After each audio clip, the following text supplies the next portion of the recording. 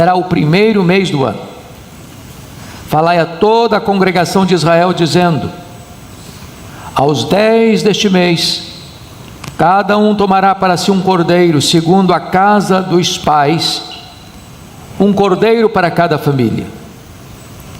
Mas se a família for pequena para um cordeiro, então convidará ele o seu vizinho mais próximo, conforme o número das almas, conforme o que cada um puder comer.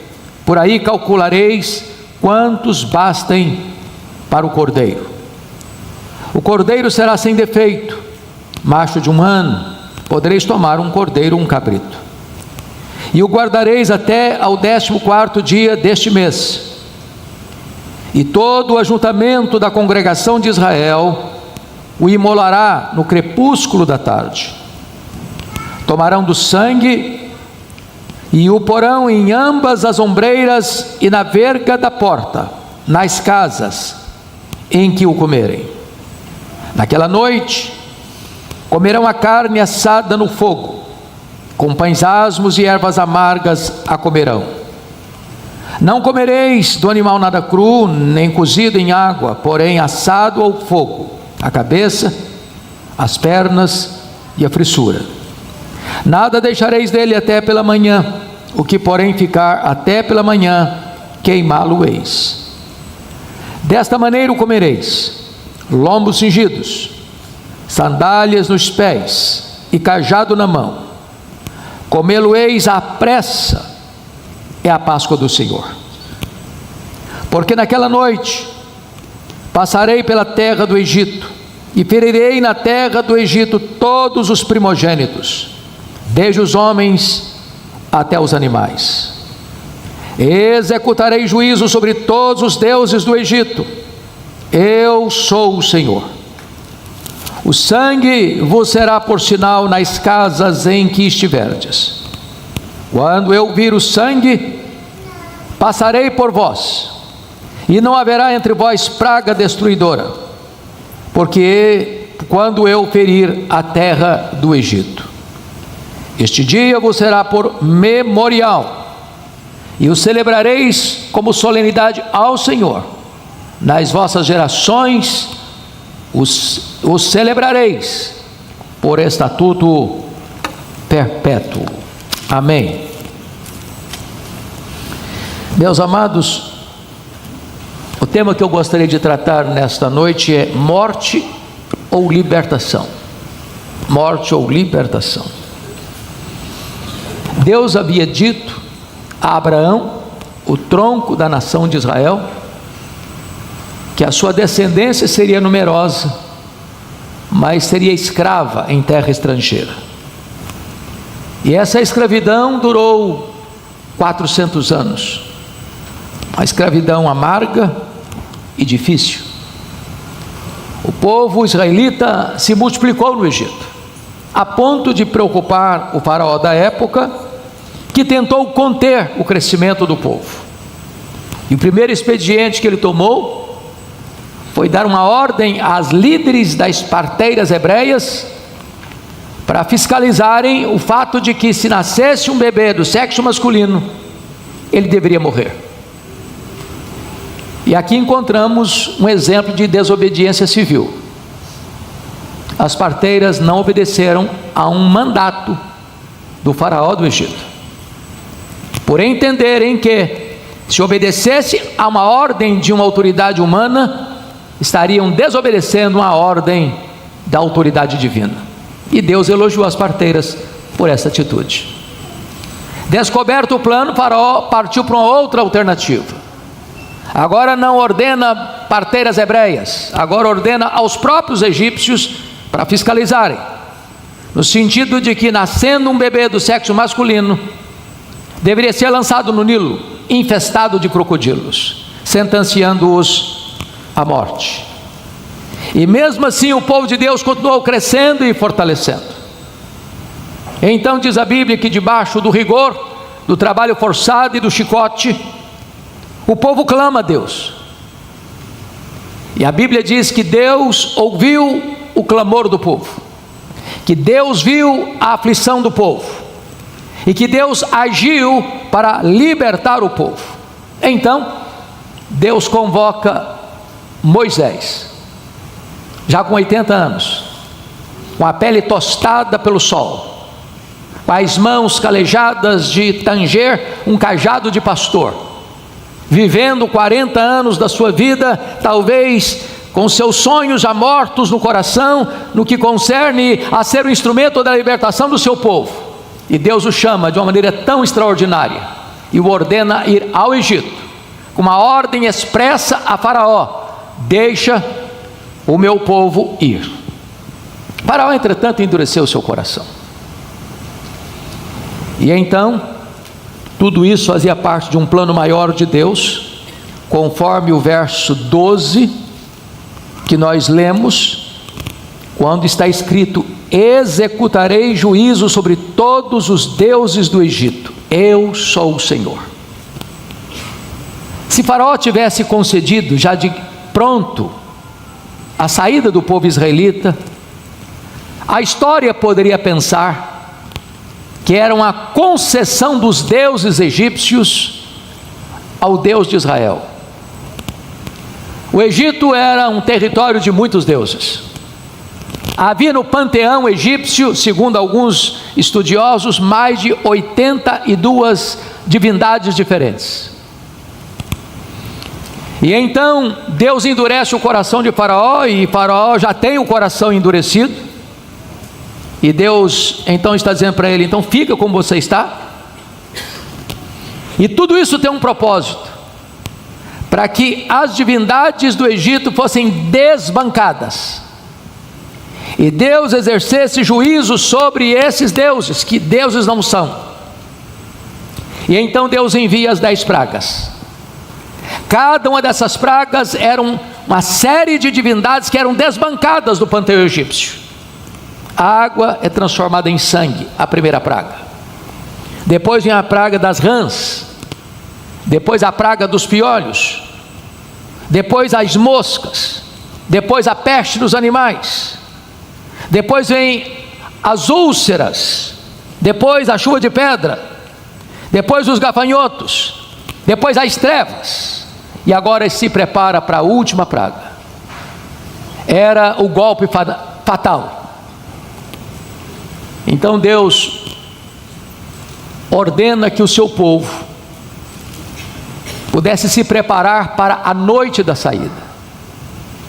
Agora Faraó não poderia mais resistir, e Deus sentencia de morte todos os primogênitos do Egito, quer de homens, quer de animais.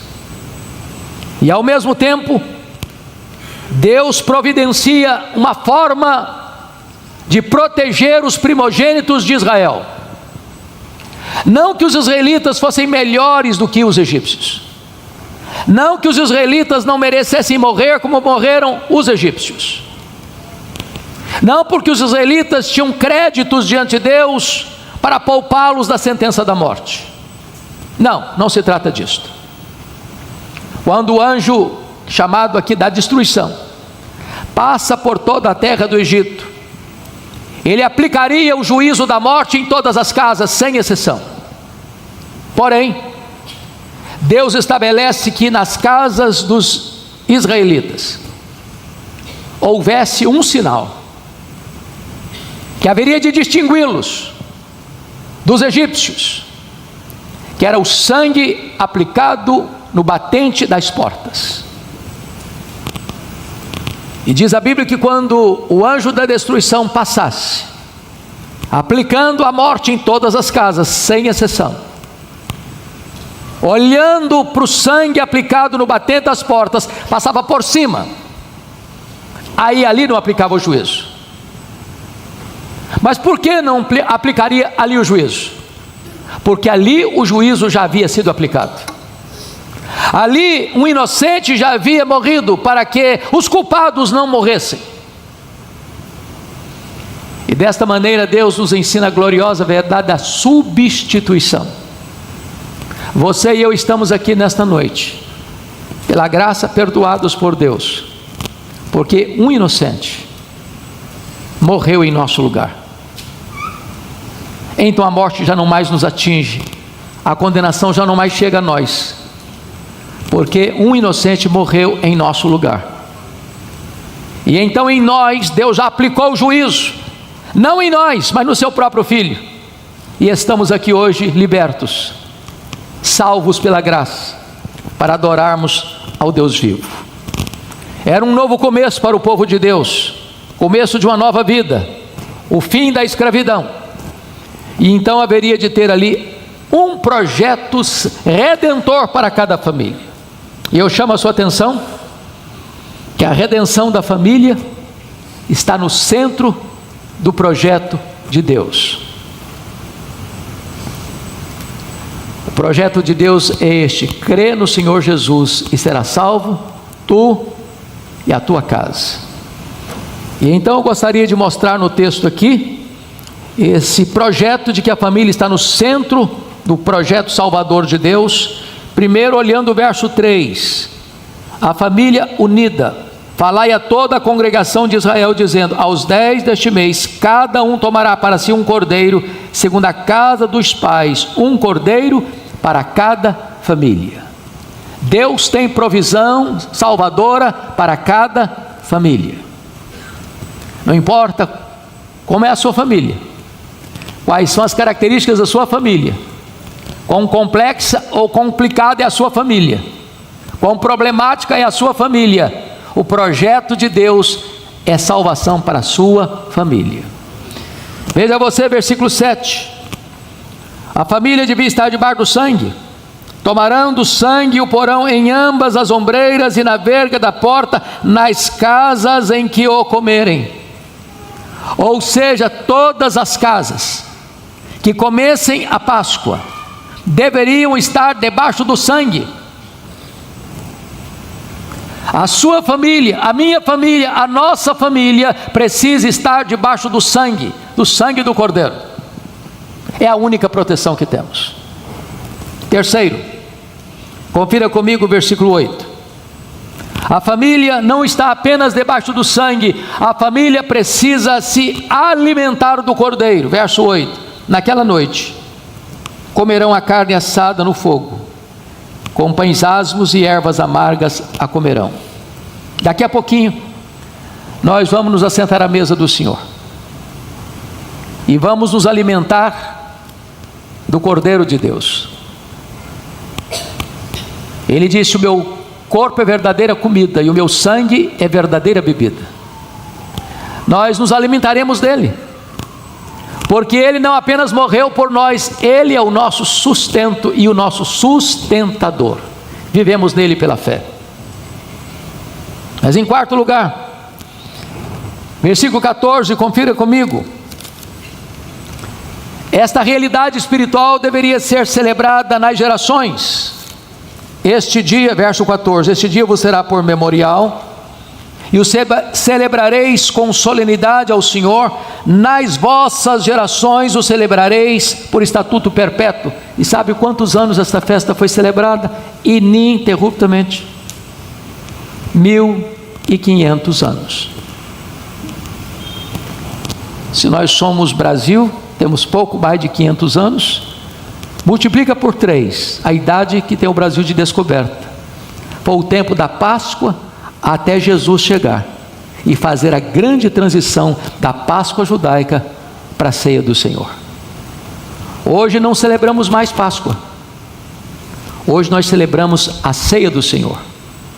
Hoje não se mata mais um cordeiro, hoje não se passa mais sangue nas portas, hoje não se come mais pão sem fermento, hoje não se come mais ervas amargas, porque tudo isso apontava para a cruz, e Cristo morreu na cruz como nosso Cordeiro Pascal. Mas, amados irmãos, finalmente, notem comigo os versos 26 e 27. Está escrito: quando vossos filhos vos perguntarem: que rito é este? Respondereis: é o sacrifício da Páscoa ao Senhor, que passou por cima das casas dos filhos de Israel no Egito, quando feriu os egípcios e livrou as nossas casas. Então o povo se inclinou e adorou. Foram os filhos de Israel e fizeram isso, como o Senhor ordenara a Moisés, e Arão assim o fizeram. Irmãos, aqui tem um compromisso, que os pais precisam passar para os seus filhos estas informações. Os filhos vão de perguntar: que festa é essa? Que rito é este? Que ritual é este? O que é que significa? E talvez um dos grandes problemas da igreja protestante, da igreja fruto da reforma, tem sido este, no mundo afora, que em tantos lugares não se teve o zelo devido, o compromisso necessário para se passar o bastão da fé para as futuras gerações. Esse povo assume aqui o compromisso de que nenhuma geração ficaria esquecida desta verdade gloriosa, que a nossa salvação passou pela morte do Cordeiro de Deus, é a cruz. Isso precisamos comunicar aos nossos filhos, aos nossos netos. Mas notem duas coisas aqui muito importantes. Primeiro, a salvação da família requeria a diligência dos pais. Pensem comigo na seguinte possibilidade: imagine que Deus deu a ordem, nenhuma família vai ficar fora do alcance do sangue. Toda casa onde tem um israelita, onde tem uma família israelita, tem que ficar debaixo do sangue, senão o primogênito morre. Imagine o pai pensando: mas isso aí Deus falou, mas não deve ser bem assim não. Deus falou, mas eu não acredito. Deus falou, mas isso não deve acontecer nada. E aí deixasse o primogênito dele fora de casa, fora do alcance do sangue. Pensem comigo o esforço que cada pai, que cada mãe teve de trazer o seu primogênito para dentro de casa, porque naquela noite Deus haveria de aplicar juízo em toda a terra. A minha palavra é para você pai, é para você mãe: não descanse o seu coração até ver os seus filhos debaixo do sangue protetor do Senhor Jesus Cristo. Não há segurança para eles, a não ser que estejam debaixo do sangue. Segunda coisa que eu gostaria de destacar: a salvação da família exigia confiança na palavra de Deus. Imagine que um israelita dissesse assim: bom, Deus mandou botar aqui na frente da porta, mas eu não vou botar na frente não, porque já pensou botar sangue na frente da porta? Vai ficar ruim. Eu vou botar lá atrás, para ninguém ver. Deus mandou botar do lado de fora, eu vou botar do lado de dentro. Aqui quem faz sou eu, quem manda a sua casa é minha, eu faço o que eu quiser. Irmãos amados, a salvação de Deus só é alcançada quando nós obedecemos o que Deus manda na sua palavra. Deus não se adequa à nossa vontade, ao nosso querer, ao nosso alvitre. Deus requer que Ele seja obedecido naquilo que Ele estabeleceu para sermos salvos. Requer obediência. Mas agora, vamos ao centro dessa mensagem. Deus salva o seu povo através do Cordeiro substituto. Os israelitas não foram salvos naquela noite porque eram melhores, porque eram mais virtuosos, porque tinham maior mérito, porque eram mais obedientes aos pais do que os filhos egípcios eram obedientes aos pais egípcios, ou porque eram mais religiosos. O que os distinguiu não foram essas características pessoais, sociais, morais, nem mesmo religiosas. O que trouxe para eles segurança e salvação foi o fato de eles terem crido na palavra de Deus e obedecido às orientações de Deus para que cada família imolasse um cordeiro e que o sangue fosse colocado no batente das portas e que o cordeiro fosse ali comido pela família, assado com ervas amargas e pão sem fermento. E quando o anjo do Senhor passou distribuindo destruição na terra do Egito, diz a Bíblia que vendo o sangue passava por cima. E esse é o significado da palavra Páscoa em inglês, Passover, passar por cima. Mas por que ele passava por cima? Porque ali, já entendi uma coisa, o juízo já havia sido aplicado. Um cordeiro já tinha sido imolado, o sangue vertido, um substituto havia morrido no lugar dos israelitas.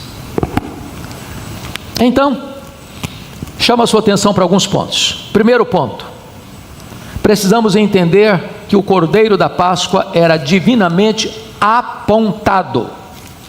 Veja você comigo o verso 2 e 3. Este mês será o principal dos meses, será o primeiro mês do ano. Falai a toda a congregação de Israel, dizendo: aos 10 deste mês, cada um tomará para si um cordeiro, segundo a casa dos pais, um cordeiro para cada família. Mas se a família for pequena, para um cordeiro, então convidará ele o seu vizinho mais próximo, conforme o número das almas, conforme cada um puder comer, por aí calculareis quanto bastem para o cordeiro. E esse cordeiro divinamente apontado me leva à pergunta de Isaque. Porque Isaque está subindo o monte Moriá com seu pai. Tem fogo, tem cutelo, tem lenha. E uma pergunta intriga o menino: papai, aqui está o fogo, aqui está o cutelo, aqui está a lenha, mas onde está o cordeiro? E Abraão responde para o seu filho: Deus proverá para si o cordeiro, meu filho. Passados 2000 anos, de Abraão a João Batista, João Batista está caminhando, olha Jesus, aponta para Jesus e diz: eis o Cordeiro de Deus, que tira o pecado do mundo. O eunuco está andando de carro, Filipe apressa para conversar com ele. Ele está lendo Isaías 53. E lá pelas tantas ele pergunta: de quem ele está falando, o profeta? Filipe aponta para Jesus. Ele é o Cordeiro. Paulo afirmou que Cristo é o nosso Cordeiro Pascal. O apóstolo Pedro diz que nós somos resgatados e remidos, não por coisas corruptíveis como prata ou ouro, mas como pelo sangue de Cordeiro, sem defeito e sem mácula, o sangue de Jesus. E João, na ilha de Patmos, aponta para Jesus, porque ele está prostrado aos pés do Senhor Jesus, e diz que ele é o Cordeiro que foi morto, mas está vivo pelos séculos dos séculos. Este é o Cordeiro. O que eu acho curioso é que esse cordeiro é suficiente para uma única pessoa. Está lá em Gênesis capítulo 22. Aqui em Êxodo 12, esse cordeiro é suficiente para uma família inteira. Em Isaías 53, esse cordeiro é suficiente para uma nação inteira. Mas em João 1,29, este cordeiro é suficiente para o mundo inteiro. Eis o Cordeiro de Deus que tira o pecado do mundo. Quem é esse cordeiro? Como é esse cordeiro? Em primeiro lugar, veja comigo o versículo 5. Este é um cordeiro sem defeito. O cordeiro será sem defeito. E por que esse cordeiro precisava ser sem defeito? Porque ele é um símbolo, porque ele é um emblema, porque ele aponta para outro alguém, porque ele aponta para Jesus, o Cordeiro de Deus. E Jesus é o Cordeiro sem defeito. Ele não conheceu o pecado, não havia dolo em sua boca, até seus inimigos precisavam reconhecer que ele era inocente. Judas disse: eu traí sangue inocente. Pilatos o condenou, mas já sabia e estava convicto disso, que ele não era culpado, não havia dolo. Pois é o Cordeiro sem defeito, o Cordeiro de Deus, que tomou o seu lugar, o meu lugar, não tendo ele culpa, não tendo ele pecado. A Bíblia diz que ele foi feito pecado por nós. Sendo ele santo, santo, santo, foi feito maldição por nós. Não tendo ele cometido nenhuma transgressão, a Bíblia diz que Deus lançou sobre ele a iniquidade de todos nós. A Bíblia diz que ele carregou sobre o seu corpo no madeiro os nossos pecados. E ele, sendo inocente, morreu em meu, em seu, em nosso lugar. Então esse é o Cordeiro sem defeito, é a primeira marca do Cordeiro. Segundo lugar, é o Cordeiro que foi morto. Olha o versículos 6 e 7 comigo. E o guardareis até o 14º dia deste mês, todo o ajuntamento da congregação de Israel o imolará no crepúsculo da tarde. Tomarão do sangue o porão em ambas as ombreiras e na verga da porta, nas casas em que o comerem. Amados irmãos, entendamos isso. Tem muita gente hoje que quer e pensa assim: eu quero ser salvo, sim, eu quero, mas eu vou ser salvo ao seguir as lições do Sermão do Monte. Eu gosto do Sermão do Monte, que lições maravilhosas, que ensinamentos preciosos, então eu vou cumprir o Sermão do Monte e vou ser salvo. Outros dizem: não, eu quero ser salvo seguindo o exemplo de Jesus, eu quero imitar Jesus, que mestre maravilhoso. Permita-me dizer a você, primeiro, que você não vai conseguir mesmo guardar o Sermão do Monte, a não ser que Jesus converta o seu coração. Segundo, que você não vai conseguir imitar a Jesus, a não ser que você seja transformado por Ele. E terceiro, você não é salvo pelo exemplo de Jesus, nem pelos ensinamentos de Jesus. Não foi propriamente o cordeiro que o salvou, mas o cordeiro que foi morto. Somos salvos pela sua morte, porque Ele não morreu como um mártir. Diz a Escritura em 1 Coríntios 15:3 que Ele morreu pelos nossos pecados.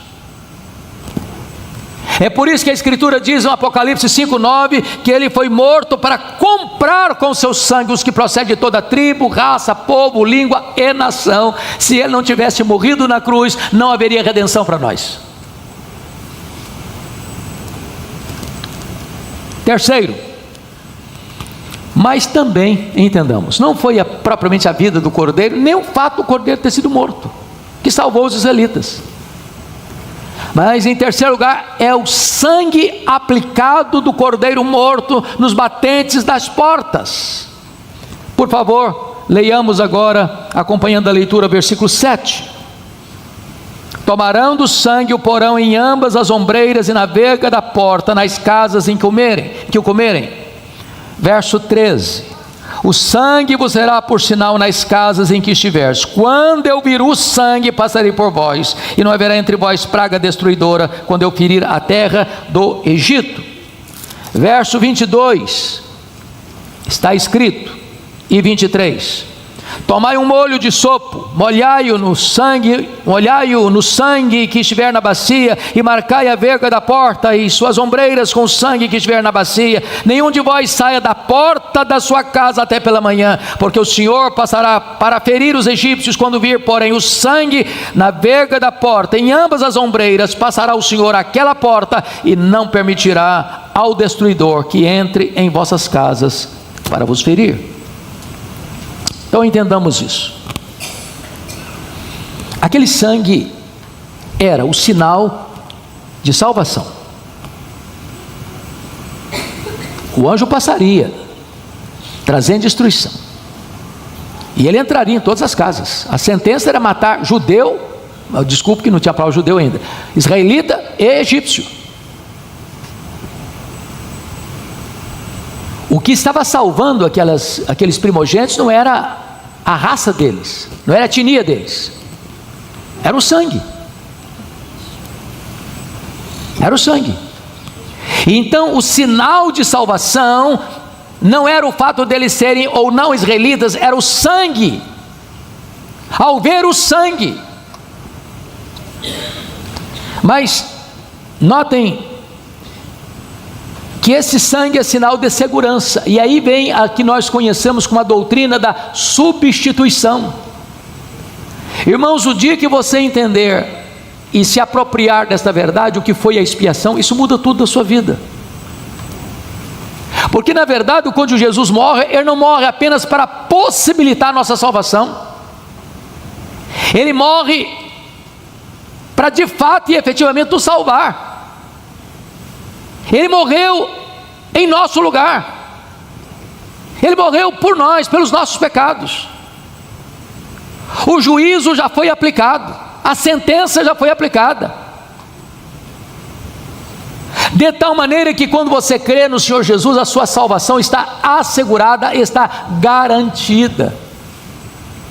Um outro alguém morreu em seu lugar, o seu substituto morreu em seu lugar. Você agora não precisa morrer, agora você é declarado justo aos olhos de Deus. Você está quisto com a lei de Deus, você está quisto com a justiça de Deus. Já nenhuma condenação a mais para aqueles que estão em Cristo Jesus, nosso Senhor. Bendito seja o seu nome. Na cruz houve substituição.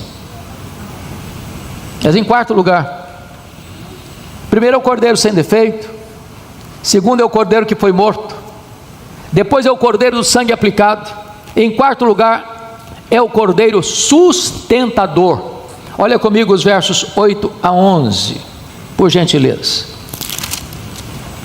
Está escrito assim: naquela noite comerão a carne assada no fogo, com pães asmos e ervas amargas a comerão. Vamos ao verso 11: desta maneira o comereis, lombo cingido, sandálias nos pés, cajado na mão, comê-lo-eis à pressa, é a Páscoa do Senhor. Agora notem vocês, eles foram protegidos pelo sangue, mas haveriam de sair às pressas naquela noite. Sandália nos pés, cajado na mão, prontidão para sair, prontidão para viajar, prontidão para partir. E eles precisavam ser o quê? Fortalecidos, alimentados. O cordeiro que morreu é o mesmo cordeiro que nos sustenta. Vivemos dele. Ele é o pão vivo que desceu do céu. Ele é o verdadeiro alimento para a nossa alma. É Ele quem nos fortalece. É dele que encontramos todo o sustento para a nossa caminhada. O sangue nos livra da morte, o cordeiro nos sustenta na caminhada. É por isso que quando nós participamos dessa mesa, irmãos, nós vamos ser aqui não apenas uma mera lembrança, nós vamos ser sustentados. Nós nos alimentamos pela fé do Cordeiro de Deus, do seu corpo, do seu sangue. Não estou afirmando com isso que esse pão se transubstancia. Não, continua sendo pão, continua sendo vinho, mas aponta para nós o alimento do céu, aponta para nós o alimento para a alma, aponta para nós a refeição da fé, aponta para nós o nosso sustento. Mas eu concluo dizendo que o cordeiro sem defeito, o cordeiro que foi morto, o cordeiro cujo sangue foi aplicado, o cordeiro que nos alimenta, é o cordeiro que morreu, mas está vivo pelos séculos dos séculos. Esta verdade está lá em Apocalipse, capítulo 1, versículo 18, quando o Senhor diz para João: não temas, João, eu sou o primeiro, eu sou o último. Eis que eu estive morto, mas estou vivo pelos séculos dos séculos, e tenho as chaves da morte e do inferno. Louvado seja Deus. Nós não adoramos o Cristo que esteve vivo e está morto, nós adoramos o Cristo que esteve morto e está vivo pelos séculos dos séculos. Nós adoramos aquele que venceu a morte, nós adoramos aquele que matou a morte, que entrou nas entranhas da morte, arrancou o aguilhão da morte, matou a morte e ressurgiu, inaugurando a imortalidade. E Ele está vivo, e Ele está no trono, e Ele intercede por nós, e Ele voltará para nós. Este é o Cordeiro de Deus. Mas aplico, concluindo, com duas verdades gloriosas. Primeiro, conte para as futuras gerações o que Deus fez por você. Dê uma olhadinha no versículo 14, por favor. Este dia vos será por memorial, e o celebrareis como solenidade ao Senhor. Nas vossas gerações o celebrareis por estatuto perpétuo. Dê uma olhadinha, por favor, no verso 24. Está escrito: guardai, pois, isto por estatuto para vós outros e para vossos filhos para sempre. Dê uma olhadinha nos versos 26 e 27. Quando vossos filhos os perguntarem: oh, que rito é este? Respondereis: é o sacrifício da Páscoa do Senhor, que passou por cima das casas dos filhos de Israel no Egito, quando feriu os egípcios e livrou as nossas casas. Então o povo se inclinou e adorou. Irmãos amados, nós não podemos abrir mão desta verdade gloriosa, que os nossos filhos precisam conhecer a história da redenção. E a segunda e última aplicação é que esta festa espiritual precisa ser celebrada com santidade de vida. Peço que você olhe comigo o verso 15. Está escrito assim: 7 dias comereis pães asmos. Dê uma olhadinha no verso 19. Por 7 dias não se ache nenhum fermento nas vossas casas, porque qualquer que comer pão levedado será eliminado da congregação de Israel, tanto peregrino como natural da terra. Nenhuma coisa levedada comereis, em todas as vossas habitações comereis pães asmos. E todos aqui vocês sabem que fermento na Bíblia é um símbolo do pecado, da maldade, da iniquidade. O que Deus está dizendo é que esta festa da salvação precisa ser realizada com santidade de vida. É por isso que Paulo, ao instruir sobre a ceia, diz: examine-se o homem a si mesmo, e assim coma do pão e beba do cálice, porque quem comer e beber sem esse discernimento, come e bebe juízo para si. A Bíblia diz que Jesus é o nosso Cordeiro Pascal. Ele morreu para que pudéssemos viver, e viver não apenas como salvos, mas viver uma vida de santidade e pureza. Que celebremos hoje não mais a Páscoa, mas celebremos a ceia do Senhor, o banquete da graça. Que Ele nos abençoe. Amém.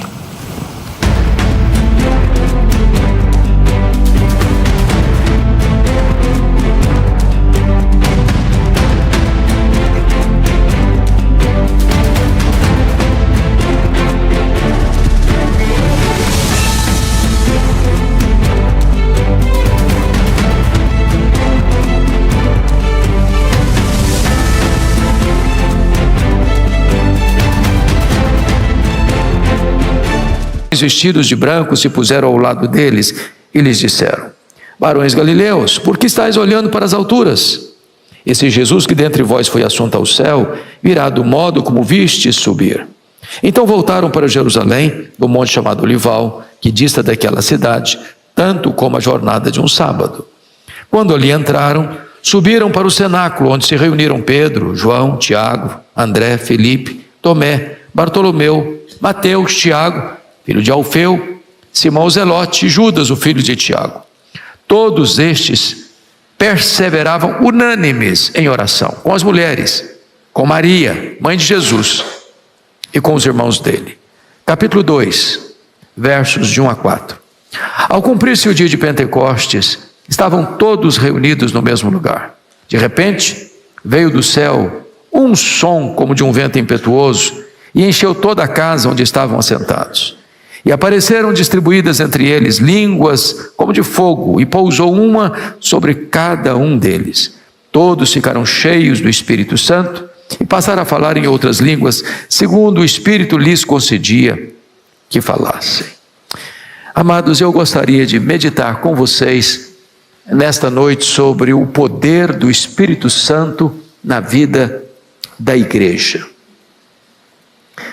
É impossível exagerar a importância da pessoa e da obra do Espírito Santo na vida da igreja. Nós cremos que Deus é um só, mas consiste em 3 pessoas: o Pai, o Filho e o Espírito Santo. O Pai não é o Filho não é o Pai não é o Espírito Santo não é o Pai nem o Filho. São 3 pessoas distintas, da mesma natureza, da mesma essência, tendo os mesmos atributos, realizando as mesmas obras. Mas, dentro do projeto da redenção, coube ao Espírito Santo ser o aplicador da obra da redenção.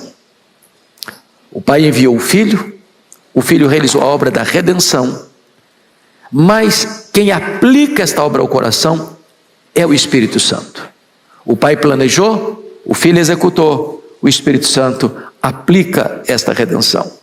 De tal maneira que o Espírito Santo é vital para nós, porque Ele quem convence de pecado, Ele quem regenera, Ele quem batiza no corpo de Cristo, Ele quem sela para o dia da redenção, Ele quem nos santifica, Ele quem dá dons espirituais, Ele quem reveste a igreja de poder. Então hoje eu gostaria de tratar com vocês de alguns aspectos da obra e do poder do Espírito Santo na vida da igreja. Em primeiro lugar, chamo a sua atenção para a promessa do Espírito Santo no capítulo 1, versos 4 a 8. E eu chamo a sua atenção para o verso 4. Comendo com eles, determinou-lhes que não se ausentassem de Jerusalém, mas que esperassem a promessa do Pai, a qual disse ele de me ouvisse. Que promessa é essa? Essa promessa foi dada lá no livro de Joel, capítulo 2, versos 28 a 30, que Deus derramaria do seu Espírito sobre toda a carne, sobre filhos e filhas, sobre jovens e velhos. O derramamento do Espírito, a promessa do Espírito, rompe então barreiras, seja ela etária, seja ela social, seja ela de gênero. Todos podem e devem receber esse derramamento do Espírito, esse poder do Espírito Santo. A Escritura nos diz ainda, lá em Isaías 44:3, derramarei água sobre o sedento, torrente sobre a terra seca, derramarei meu Espírito sobre a tua posteridade e a minha bênção sobre os teus descendentes. Pois bem, como é que essa promessa deveria ser esperada? O versículo de número 4 define: determinou-lhes, ou seja, não é um pedido, não é uma sugestão, é uma ordem. Determinou-lhes que não se ausentassem de Jerusalém, mas esperassem a promessa do Pai. Lá em Lucas 24:49, essa promessa ainda é mais específica e clara. Está escrito lá. Pode ler comigo toda a igreja? Vamos juntos? Eis que envio sobre vós a promessa de meu Pai. Permanecei, pois, na cidade, até que do alto sejais revestidos de poder. Então, a recepção desta promessa é resultado também de uma espera obediente. Mas por que aqueles discípulos que eram galileus deveriam permanecer em Jerusalém? Não era a terra deles, não era a casa deles, não era o domicílio deles. Porque na verdade foi aqui em Jerusalém que eles se acovardaram. Foi aqui em Jerusalém que Pedro negou Jesus. Foi aqui em Jerusalém que quando Jesus foi preso, todos eles fugiram acovardados. Foi aqui em Jerusalém que na crucificação de Jesus só João estava presente. Foi aqui em Jerusalém que no sepultamento de Jesus nenhum dos discípulos estava presente. Foi aqui em Jerusalém que eles estavam trancados dentro de casa com medo dos judeus. E Jesus está dizendo o seguinte: no local que vocês fracassaram, no lugar que vocês me negaram, no lugar que vocês se acovardaram, eu vou revestir vocês de poder, para que a partir de Jerusalém, este movimento do Evangelho alcance o mundo inteiro. E então eles deveriam permanecer na cidade. Terceiro, esta promessa do Pai é resultado de uma expectativa de poder. Volte os olhos comigo para o verso 6 do capítulo 1 de Atos. Quando Jesus termina de falar dessa promessa do Pai, que é o derramamento do Espírito Santo, então os que estavam reunidos lhe perguntaram: Senhor, será este o tempo em que restaures o reino a Israel? Notem os irmãos que aqueles homens ou aquelas pessoas ainda nutriam no coração uma esperança de um reino político. Por que isso? Porque Israel, ao longo da sua história, viveu debaixo de escravidão. 400 anos no Egito. Depois 40 anos no deserto, acostados por inimigos. Depois entraram na terra, 7 anos de conquista. Eles não conquistaram todos os povos, viveram atribulados com os inimigos à volta. Depois entra um longo período, do período dos juízes, 330 anos, e na maioria desse período, eles viveram debaixo de opressão dos inimigos à volta. Depois vem a monarquia em Israel, e no reinado de Saul viveram debaixo de grande opressão, mormente dos filisteus, e o rei morreu nas mãos desses filisteus. Depois vem a divisão do reino, e as 10 tribos do norte viveram todo o período de 209 anos debaixo de opressão de seus inimigos. As 2 tribos do sul, que duraram até mais tarde um pouco, 586, em alternância de homens maus e piedosos governando, viveram debaixo de opressão de seus inimigos, até que veio a Síria em 722, levou o povo cativo. Depois em 586 veio a Babilônia, levou o povo cativo. A Babilônia caiu, mas Israel ficou debaixo de opressão do Império Medo-Persa. Depois o Império Medo-Persa caiu, mas ficaram debaixo do domínio do Império Grego. Depois acabou o Império Grego, eles ficaram debaixo do domínio do Império Romano. Esse povo viveu ao longo dos tempos debaixo de opressão, e eles querem olhar para Jesus como Messias que vai quebrar esse jugo da opressão política, que vai estabelecer em Israel um reino político, e eles imaginam que eles vão ocupar uma posição de destaque nesse reino. Então daí vem a pergunta: será nesse tempo em que o Senhor vai restaurar o reino a Israel? Jesus responde: não vos compete saber, conhecer, nem tempos, nem épocas que o Pai reservou pela sua exclusiva autoridade, mas recebereis poder ao descer sobre vós o Espírito Santo. O que Jesus está prometendo não é um reino político. O que Jesus está prometendo é poder. E a pergunta é: poder para quê? Primeiro, poder para sair do campo da especulação escatológica para o campo da ação missionária. Eles queriam discutir escatologia, e Jesus diz: eu tenho uma agenda maior, mais premente, mais urgente, que pertence a vocês. A agenda de vocês não é especular, a agenda de vocês é fazer a obra. E para fazer a obra, vocês vão precisar do poder do Espírito Santo. Poder para quê? Segundo, poder para morrer. Recebereis poder ao descer sobre vós o Espírito Santo, sereis minhas testemunhas. A palavra testemunha é a palavra martiria, de onde vem a palavra mártir. E ao longo da história, a igreja é martírica. Como disse hoje de manhã, houve porventura um tempo em que o mundo não odiou a igreja? Houve um tempo em que o diabo deixou de perseguir a igreja? Houve um tempo em que este mundo foi a nossa pátria ou nosso habitat? Não somos aqui peregrinos, não somos aqui forasteiros, não estamos aqui de passagem. A nossa pátria é o céu.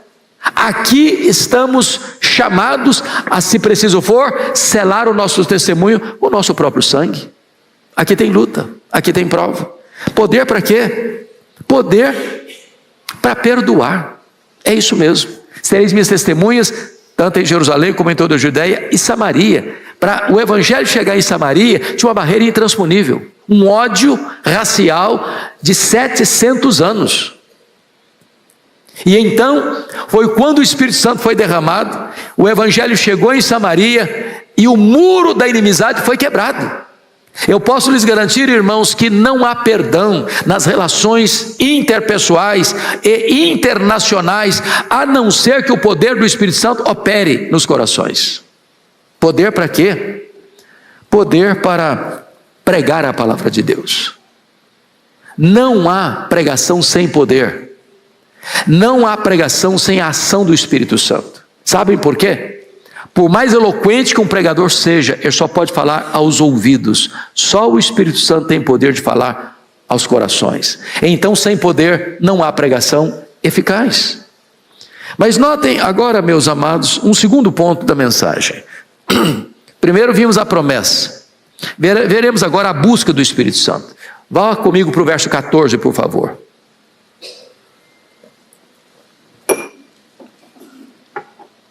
A igreja pode ler comigo esse versículo? Vamos juntos? Todos estes perseveravam unânimes em oração com as mulheres, com Maria, mãe de Jesus, e com os irmãos dele. Então vejamos que estes aqui, todos estes, conforme o versículo 15, logo a seguir, eram 120 pessoas. Então Jesus está lá no Monte das Oliveiras, ele vai assunto aos céus, e ali Jesus disse para eles: permanecei na cidade, até que do alto sejais revestidos de poder. Eles voltam no Monte das Oliveiras, desce o Vale do Cedron, sobe para o Monte Sião e entram no cenáculo, o mesmo cenáculo onde eles participaram da última ceia, ou da última Páscoa com Jesus, onde Jesus inaugurou a ceia. E diz o texto que 3 coisas ali acontecem. Primeiro, havia unanimidade em oração. Todos estes. É uma reunião de oração, onde tem 120 pessoas. E ninguém ficou do lado de fora. E ninguém disse: não, eu não acredito mais em oração. Não adianta orar. Todos estes oraram. Então há unanimidade. Segundo, houve perseverança. Todos esses perseveraram. A pergunta é quanto tempo? A ordem de Jesus é permanecer na cidade até que. Não é orar um dia, não é orar uma semana, é orar até que. E esse até que durou 10 dias, ininterruptos, onde todos perseveraram. Mas houve um terceiro elemento: havia concordância na oração. Perseveraram unânimes. Unânimes. Às vezes você tem uma reunião de oração, uns oram, outros não, uns creem, outros não, uns puxam para lá, outros puxam para cá. Não, nessa reunião de oração não, todos unânimes perseveraram em oração. Ou seja, a condição que Jesus estabeleceu para que a promessa do Pai fosse cumprida, ou seja, o derramamento do Espírito Santo acontecesse, foi obedecida à risca por aquelas 120 pessoas. Quem estavam lá? Primeiro, os apóstolos de Jesus, exceto Judas Iscariotes, que havia cometido suicídio. Quem estava lá? Maria, mãe de Jesus. Quem estava lá? Os irmãos de Jesus, que só passaram a crer nele depois da ressurreição. Quem estava lá? As mulheres da Galileia. As mulheres da Galileia. Conforme Lucas 8:3, tinham 3 citadas por nome: Maria Madalena, Joana, Susana e muitas outras, as mulheres que financiaram e bancaram financeiramente o ministério itinerante de Jesus, elas também estavam lá, e muitos outros discípulos, que nós não sabemos seu nome, estavam lá buscando a promessa do Pai. Então, daí o terceiro ponto, que é o cumprimento da promessa, é o derramamento do Espírito, conforme Joel capítulo 2. Então vamos para o capítulo 2, versos 1 a 4. Primeiramente foi um fenômeno celestial. Veja você o que está escrito: ao cumprir-se o dia de Pentecostes, essa palavra Pentecostes significa 50, ou seja, 50 dias depois da Páscoa. Jesus morreu na Páscoa, ficou 40 dias com os discípulos até ir assunto aos céus. Depois eles passam 10 dias no cenáculo, portanto 50 dias. Ao cumprir-se o dia de Pentecostes, que era uma festa, estavam todos reunidos no mesmo lugar. Depois de 10 dias, ninguém saiu, ninguém se distraiu, ninguém foi fazer outra coisa. Eles estavam focados, centralizados na agenda estabelecida pelo próprio Jesus. De repente, veio do céu um som. Então a primeira coisa é que é um fenômeno celestial, tem som, ou seja, é audível, não é uma sensação subjetiva, dá para se ouvir. Mas que tipo de som? Como de um vento impetuoso. Você já escutou a voz do vento? Você não vê o vento, mas você escuta a voz dele. Não sabes de onde vem, nem para onde vai, mas ele tem uma voz. Então o vento é um símbolo do Espírito Santo. Ele sopra onde quer, ele é livre e ele é soberano.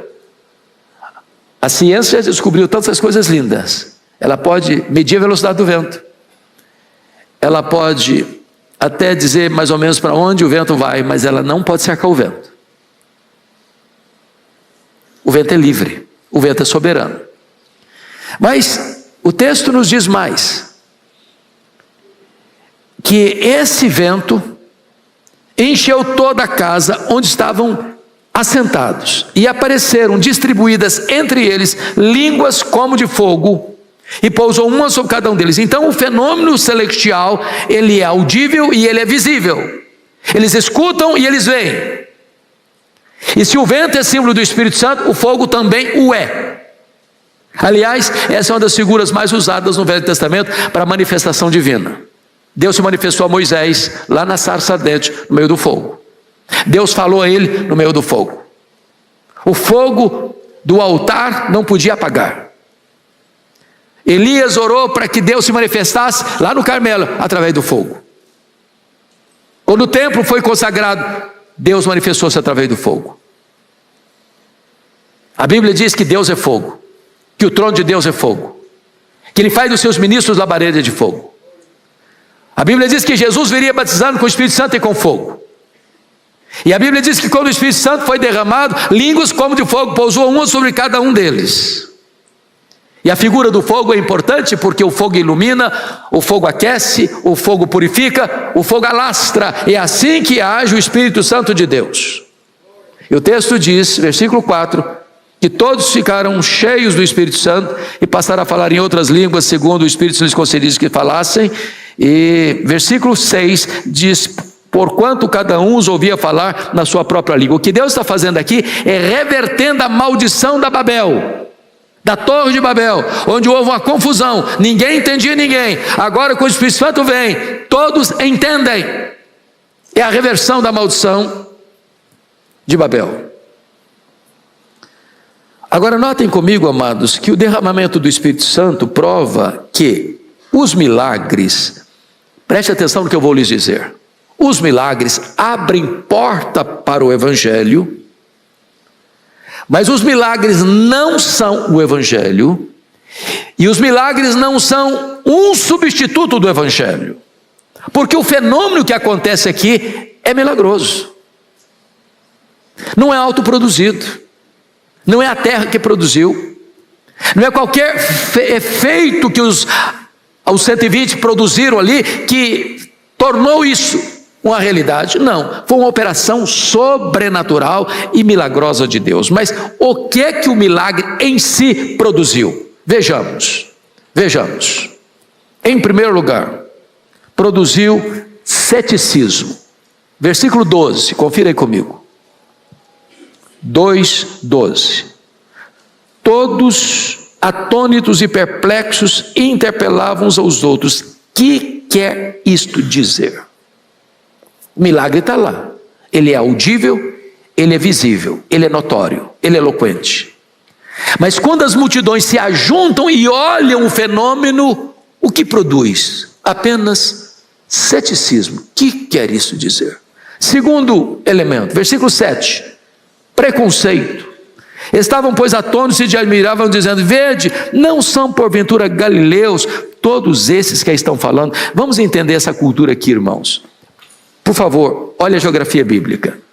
Nós estamos falando de Jerusalém. Jerusalém está no sul, está na Judéia. Esses homens todos são galileus.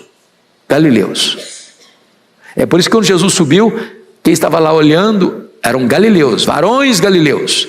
E aqui na Judéia tinha preconceito em relação aos lá do norte, chamado galileus.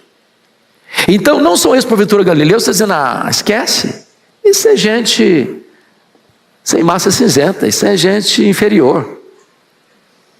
Isso é uma, desculpa da expressão bem brasileira, uma gentalha. Esquece, preconceito. O que o milagre em si produziu? Ceticismo, preconceito. Terceiro lugar, produziu o que? Zombaria. Olha o versículo 13. Outros, porém, zombando, diziam: estão embriagados. Então preste atenção nisso. A não ser que o Espírito Santo de Deus esclareça alguém, ver milagres, contemplar milagres, não produz fé salvadora. Porque o milagre não tem o propósito de produzir fé salvadora. A fé vem pelo ouvir e ouvir a palavra de Deus. O propósito do milagre é impactar. O propósito do milagre é chamar a atenção. Mas ele em si não é um substituto. É tanto razão que, diante desse fato, é que Pedro se levanta para dizer: não, eles não estão bêbados não. São 9 horas da manhã. O que está acontecendo aqui é o que prometeu Joel, que nos últimos dias derramaria seu Espírito sobre toda a carne. Filhos e filhas, velhos e jovens, servos e servas. Então o que está acontecendo aqui não é embriaguez. E então diz a Bíblia que ele, cheio do Espírito Santo, se levantou para pregar um sermão cristocêntrico. E ao pregar, os corações se compungiram, se derreteram. Porque a fé vem pelo ouvir e ouvir a palavra de Deus. Mas chama a sua atenção para um outro ponto. A plenitude do Espírito Santo é uma experiência pessoal, intransferível, do enchimento do Espírito Santo. Veja comigo, por favor, o versículo 4, 2:4. Toda a igreja comigo de novo. Só na parte inicial. Todos ficaram cheios do Espírito Santo. Todos quantos? Todos quantos?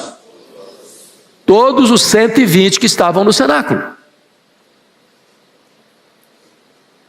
Então, quem estava lá? Pedro, João, Mateus, Tomé, Filipe, Bartolomeu, Tiago.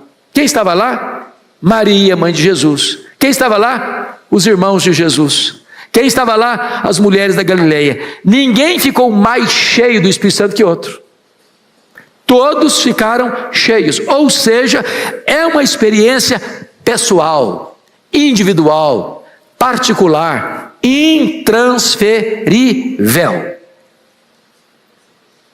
Bom, me permita uma pergunta muito pessoal e complexa de responder. Você está cheio do Espírito Santo?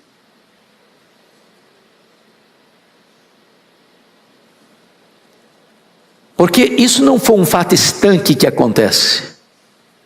A partir desse momento, o natural, o normal, é ser cheio do Espírito Santo.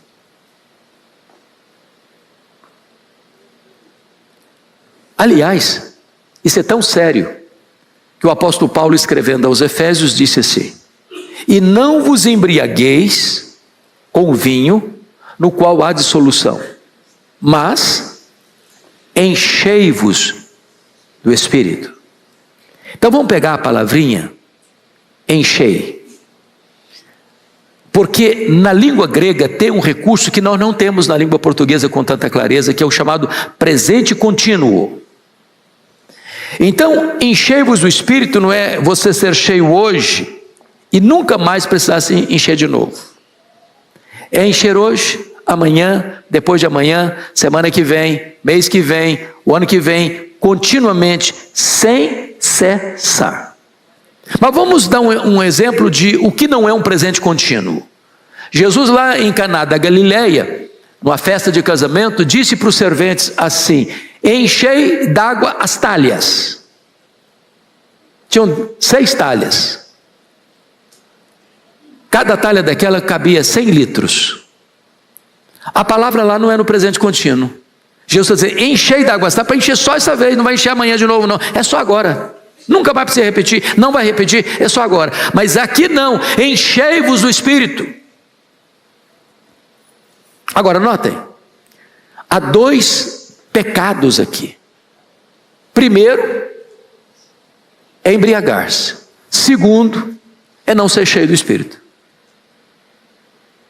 Um é um pecado negativo, o outro é um pecado no aspecto positivo, como de atitude. Então, a partir desse momento que o Espírito Santo foi dado à igreja, derramado sobre a igreja, o padrão de Deus, o normal de Deus é que você e eu sejamos cheios do Espírito Santo. Aliás, certa feita um diácono da igreja reclamou com o Dr. Billy Graham que eles estavam enfrentando um problema lá na comunidade deles, que tinha um diácono da igreja que estava se embriagando. Estava trazendo muito transtorno para a comunidade, para a família. E aí o Billy Graham perguntou ao diácono assim, que estava conversando com ele: me responda, irmão, e os demais membros da igreja estão cheios do Espírito Santo? Porque às vezes nós só achamos que pecado é se embriagar, e é mesmo. Mas não achamos que não estar cheio do Espírito Santo seja um pecado. É por isso que a experiência é individual. E hoje o Espírito Santo de Deus, que já habita em você e em mim, quer que você e eu saiamos aqui hoje cheios do Espírito Santo. Isso é o normal que Deus requer de nós. Pois bem, mas me permita ainda mais um ponto. Como é que foi a pregação de Pedro, revestido com o poder do Espírito Santo? Se você perceber do verso 14 até o verso 36, Pedro se levanta para pregar, cheio do Espírito Santo. E como é que foi a pregação dele? Primeiro, a pregação de Pedro foi cristocêntrica na sua essência. Pedro pregou o quê? A morte de Cristo, a ressurreição de Cristo, a ascensão de Cristo e o senhorio de Cristo. Então notemos, sempre que alguém está cheio do Espírito Santo, ele vai apontar para Jesus. Quer saber se uma vida está cheia do Espírito Santo? Veja se você está levando uma vida cristocêntrica. J.I. Packer, no seu livro A Dinâmica do Espírito, diz que o papel do Espírito Santo é o papel do holofote. Você está andando em São Paulo, de vez em quando você vê um prédio iluminado. Você vê a beleza do prédio, mas você não vê a luz. Porque o papel daquele holofote não é chamar atenção para ele, é chamar atenção para o prédio. O Espírito Santo não veio para exaltar a si mesmo, o Espírito Santo veio para exaltar Jesus. O Espírito Santo veio para mostrar Jesus, para glorificar Jesus. E é por isso que Pedro se levanta cheio do Espírito Santo e prega um sermão cristocêntrico. Mas em segundo lugar, o sermão de Pedro foi eficaz quanto ao seu propósito. No versículo 37 está escrito que, ouvindo eles estas coisas, compungiu-se-lhes o coração. E aqui é algo belíssimo, queridos presbíteros, é que o apelo aqui não parte do pregador para o auditório, parte do auditório para o pregador. Em havendo avivamento, irmãos, não é necessário que o pregador faça o apelo brota de lá para cá e não daqui para lá. Foi assim com João Batista também. Quando ele estava pregando no deserto, as multidões é que perguntaram: o que nós vamos fazer? Os publicanos é que perguntaram: o que vamos fazer? Os soldados que perguntaram: o que vamos fazer? Quando o Espírito Santo age, esse sermão, esta mensagem é eficaz quanto a esse propósito, compunge os corações. Terceiro, a pregação de Pedro foi clara em suas exigências. Olha o versículo 38 comigo. Está escrito: respondeu-lhes Pedro: arrependei-vos, e cada um de vós seja batizado em nome do Senhor Jesus. Arrependimento. Quarto, essa pregação foi específica quanto à promessa. Olha o versículo 38 ainda, quando ele disse: cada um de vós seja batizado em nome do Senhor Jesus para a remissão de vossos pecados, e recebereis o dom do Espírito Santo. Recebereis o dom do Espírito Santo. Ou seja, o Espírito Santo vai ser dado, derramado. Agora veja bem que os 120 estão cheios, e ele está pregando para aquela multidão que se reuniu. Ele está dizendo: se essa multidão se arrepender, o que nós experimentamos, vocês também vão experimentar. Vocês vão receber o dom do Espírito Santo. Mas finalmente essa pregação foi vitoriosa quanto aos seus resultados. Olha comigo o verso 41, por gentileza. Está escrito: então os que lhe aceitaram a palavra foram batizados, havendo um acréscimo naquele dia de quase 3.000 pessoas. Já pensou que coisa extraordinária? Um sermão só, quase 3.000 pessoas convertidas, resultado da manifestação do poder do Espírito Santo de Deus.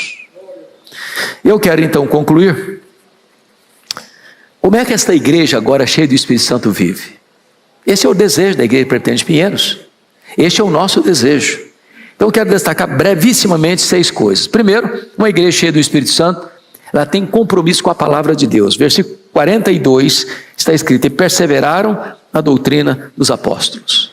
Não dá para ser cheio do Espírito Santo e deixar para lá a Bíblia.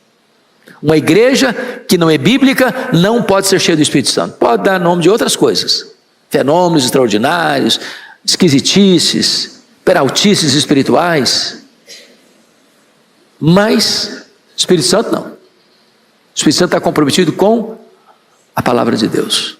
Segundo, uma igreja cheia do Espírito Santo, irmãos, ela tem prazer na oração. Versículo 42 diz que perseveravam nas orações. É uma igreja que ora. Se uma igreja não ora, aí não está o espírito de súplica.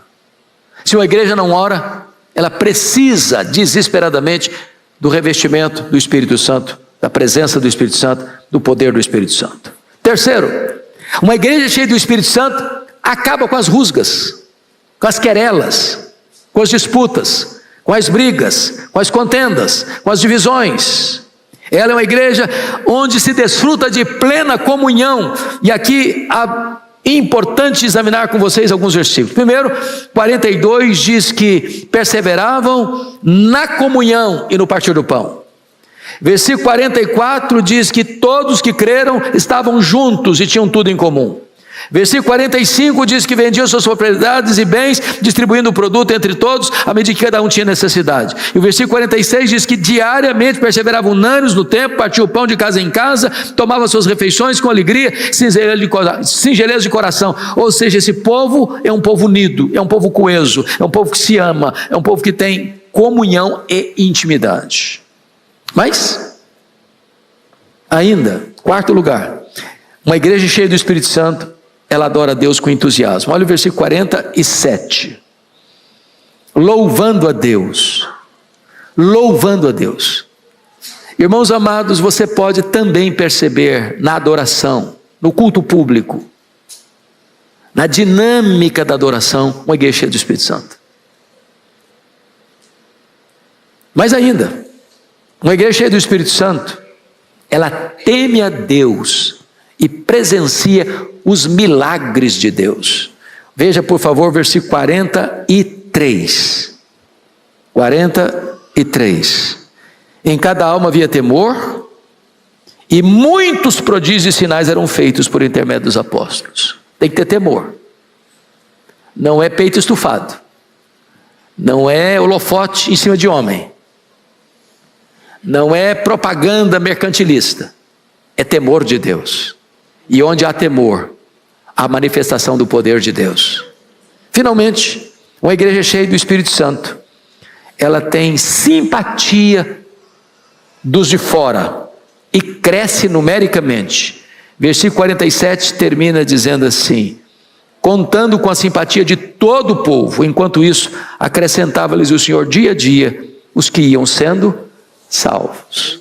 É uma igreja simpática para fora, e uma igreja que Deus acrescenta todo dia gente convertida. É só o Espírito Santo que faz isso, irmãos. Porque na força do braço você não converte ninguém. Com argumentos humanos, lógicos, racionais, ninguém se converte. É só o Espírito Santo que tem esse poder. Então, concluindo, eu preciso desse poder. Você precisa desse poder. A Igreja Presbiteriana de Pinheiros precisa desse poder. Você que está nos acompanhando precisa desse poder. E esse poder está à disposição de todos nós. É o mesmo poder que ressuscitou Jesus dentre os mortos. É o poder que está à sua, à minha, à nossa disposição. Que Deus nos abençoe. Amém.